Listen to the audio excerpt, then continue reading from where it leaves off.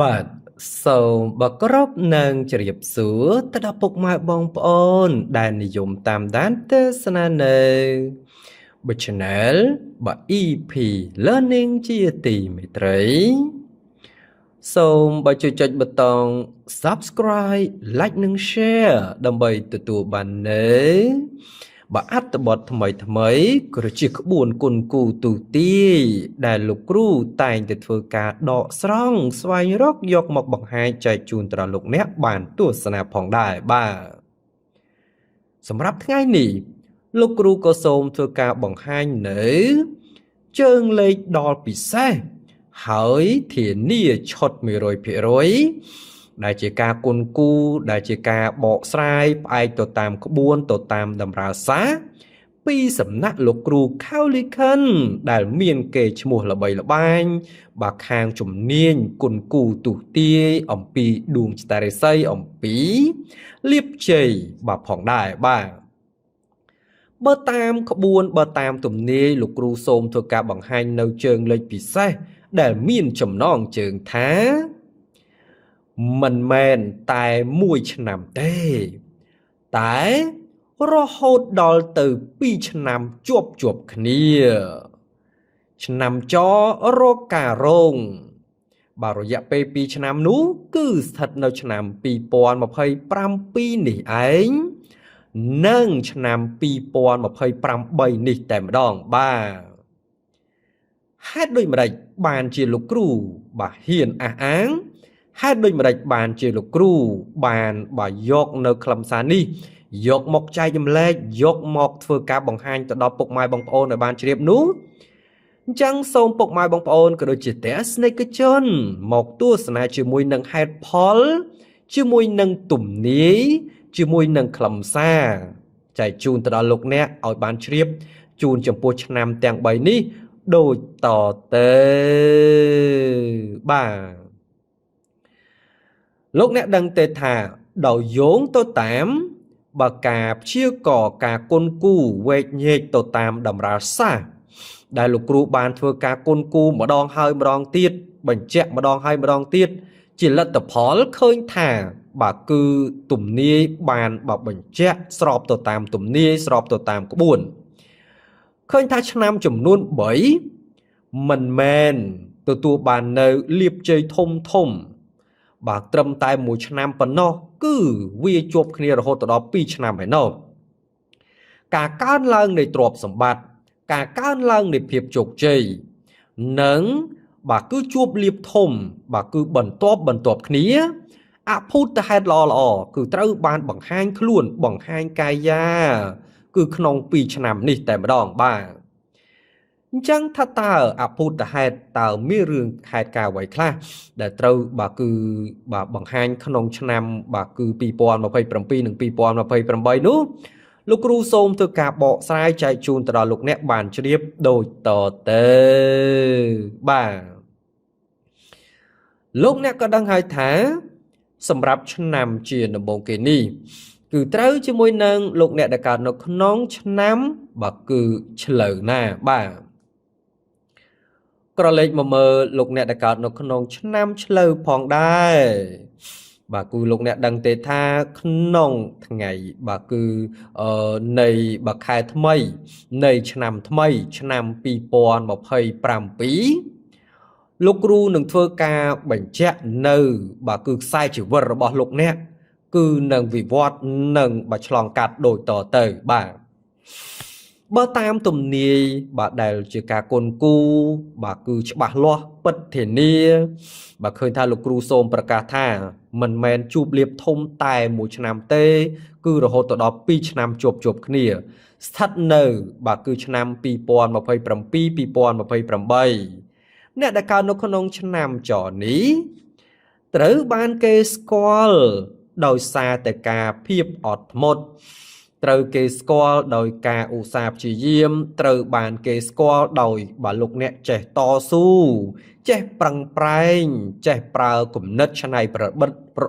ឌិតរបស់ខ្លួនគេផ្ទាល់តែម្ដងទោះជាយ៉ាងណាក៏ដោយពួកគេក៏ជាសញ្ញានៃរាសីចក្រដែលជា rưỡi tua rong nữ bà côn bà vị bạt chỉ trao phơ dạng na có bà cứ chụp lục bạ bón tài khla bà pê khla tua ban rồng vòn đài mình xóm nâng tua ban nâng thèm tèng trâu ban kê bà pro tiên oi nữ ọc ca đòi bà cứ bọc cô đều bà miên sơ là thô thèm tiệt phong bà chẳng bà tam tùm nì ổng phí bà cà ruồn nâu bà cà ngợp làng vinh cà bà cứ bằng hai nâu phiếp chọc chê làng vinh bà cứ khăn ông chân pi pôn mà phây bầm pi tụ khăn hơi có chân pi pôn mà phây bầm bay bà cứ lết bà cứ bằng hai nâu sakada nô pol ọc cha chẳng nẹ đã cao nô khăn ông chân cho ní cứ nâng khai tâu chìm nụ đẻ râng móm cứ nâng khai tâu chìm nụ đài miền nị ròn tạ hiếp cu ở chưa chết bần to pi ca promote bọt pi south bà cứ chưa trao cho nam còn lòng một hơi co chỉ bêu liệt đời nghiêm ngặt còn lòng nam một hơi bà cứ ca su trom ca lục bạ tiếng nu cứត្រូវបានដល់ពេលវេលាទៅទុំហើយចំពោះលទ្ធផលក្នុងរយៈពេលបើគឺមិនត្រឹមតែ1ឆ្នាំគឺ2ឆ្នាំនេះអ្នកដែលកើតនៅក្នុងឆ្នាំចបើតាមទំនាយរាសីចាក់គឺរួចផុតអំពីស្រមោលនៃភាពក្រីក្របទពិសោធន៍ដែលបើអស់លោកអ្នកដែលកើតឆ្នាំចគេបានខិតខំរកបានយ៉ាងលំបាកនឹងคล้ายទៅជាគ្រឹះនឹងคล้ายទៅជារដ្ឋិអំណាចដ៏រឹងមាំពួកគេនឹងមិនคล้ายទៅជាអ្នកមានភ្លាមដោយការឆ្នះឆ្នោតឬក៏ដោយគឺរបស់ធ្លាក់ដោយងាយនោះឡើយប៉ុន្តែផ្ទុយទៅវិញតាមរយៈការរីកចម្រើននៃអាជីវកម្មតាមរយៈការរីកចម្រើននៃអាជីពការរីកចម្រើននៃកិច្ចការងារហើយដោយគុណបុណ្យនៃភាពស្មោះត្រង់ចិត្តល្អគឺផលបុណ្យកុសលត្រូវបានហុចមកឲ្យវិញលុយនឹងហូរចូលហោប៉ៅរបស់លោកអ្នកដែលកើតឆ្នាំចនេះគឺស្ដែង 100% ពួកគេដូចជាបានគឺផុសឡើងហូរចូលយ៉ាងសន្ធឹកសន្ធាប់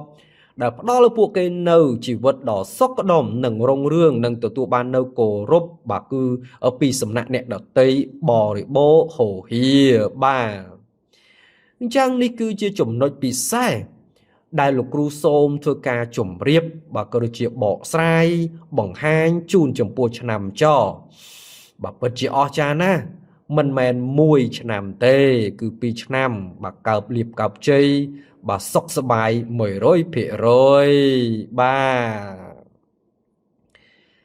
ជាបន្តទៅទៀតបន្ទាប់ពីឆ្នាំចលោកគ្រូក៏សូមធ្វើការបង្ហាញប្រែនៅជើងលេខបង្ហាញនៅទំនាយដើម្បីអស់លោកអ្នកបានជ្រាបបានយល់គឺឈានជើងចូលទៅដល់លោកអ្នកដែលកើតឆ្នាំរកាគឺមិនធម្មតានោះឡើយតាមទំនាយគឺមានរឿងរ៉ាវច្រើនដែលលោកអ្នកគឺត្រូវឆ្លងកាត់ហើយក៏ត្រូវទទួលបានអញ្ចឹងលោកគ្រូសូមបញ្ជាក់បន្តិចគឺចំពោះឆ្នាំរកាលោកអ្នកមិនមែនជួបលៀបធំតែត្រឹម1ឆ្នាំតែប៉ុណ្ណោះទេជាលទ្ធផលនៃការប្រឹងប្រែងជាលទ្ធផលនៃការតបស្នងមកវិញនោះគឺរយៈពេល2ឆ្នាំជាប់គ្នានោះហើយក៏នៅមានបន្តទៀតប៉ុន្តែ2ឆ្នាំនេះគឺផ្ទុះខ្លាំងអញ្ចឹងលោកគ្រូសូមធ្វើការដកស្រង់យកមកបញ្ជាក់ត្រឹមប៉ុណ្ណេះ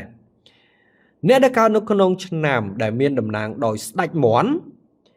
គឺមានភាពឆ្លាតវៃរហ័សរហួនមានប្រាជ្ញាគួរឲ្យស្ងើចសរសើរក៏ប៉ុន្តែពេលខ្លះជីវិតគឺសាកល្បងពួកគេជាមួយនឹងការបោកប្រាស់ដ៏អស្ចារ្យឬក៏ការបរាជ័យផ្នែកហិរញ្ញវត្ថុដ៏មានការឈឺចាប់ដោយសារតែការទុកចិត្តខ្លាំងពេករយៈពេល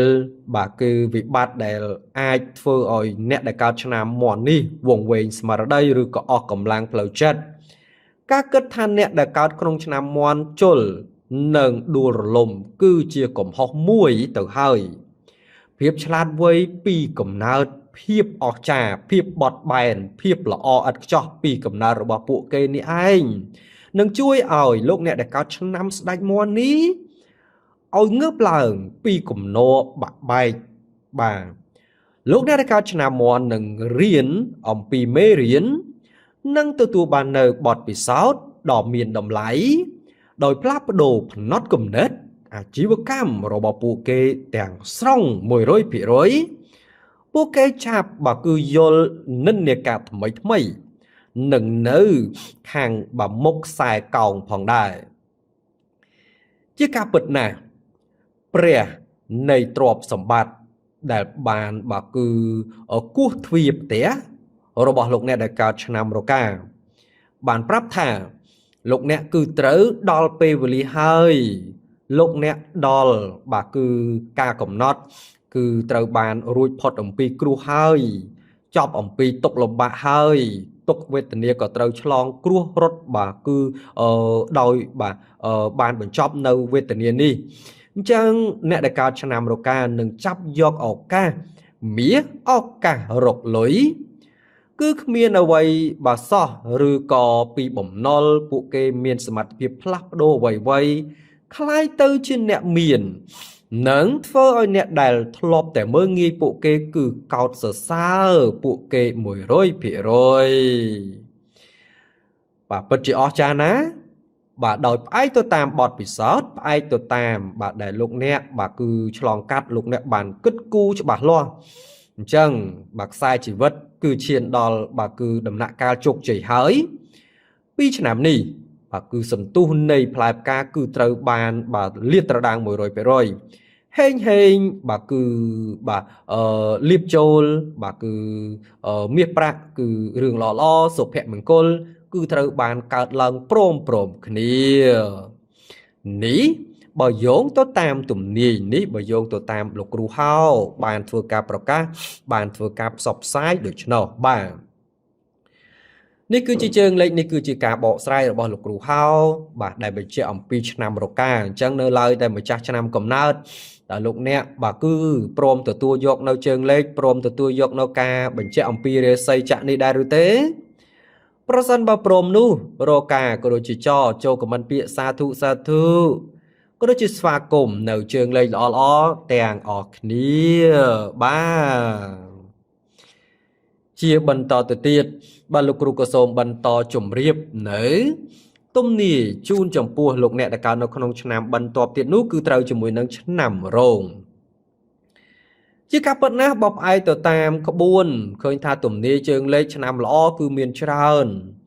ប៉ុន្តែគឺមានកម្រិតរបស់វា